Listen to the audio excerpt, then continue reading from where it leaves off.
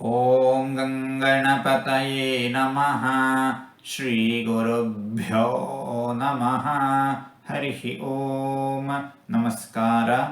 ಓಂ ತಾಕ್ಷ್ಯಾಂಸಸ್ಥಿತಯೇ ನಮಃ.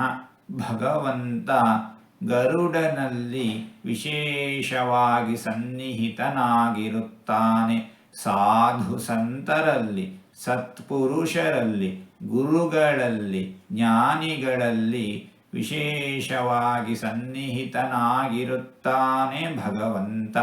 ಇಂತಹ ಭಗವಂತನನ್ನು ತಾಕ್ಷ್ಯಾಂಸ ಸ್ಥಿತಯೇ ನಮಃ ಎಂಬುದಾಗಿ ವಿದ್ವಾಂಸರು ವರ್ಣಿಸುತ್ತಾ ಇದ್ದಾರೆ. ಹೀಗೆ 4-6 ತೊದಲು ಮಾತುಗಳನ್ನು ಆಡಿದ್ದೇನೆ. ಇದರಲ್ಲಿ ಏನಾದರೂ ತಪ್ಪುಗಳು ಇದ್ದರೆ ಆ ತಪ್ಪುಗಳನ್ನು ಬಿಟ್ಟು ಒಳ್ಳೆಯದು ಅಂತ ಏನಾದರೂ ಇದ್ದರೆ ಆ ಒಳ್ಳೆಯದನ್ನು ಮಾತ್ರ ಸ್ವೀಕರಿಸಬೇಕು ಅಂತ ಹೇಳಿ ಪ್ರಾರ್ಥನೆ. ಈ ನುಡಿಗಳನ್ನೆಲ್ಲ ಆಡಿಸಿದ ಭಗವಂತನಿಗೆ ಸರ್ವವೂ ಸಮರ್ಪಿತ. ಸರ್ವಂ ಶ್ರೀಕೃಷ್ಣಾರ್ಪಣಮಸ್ತು.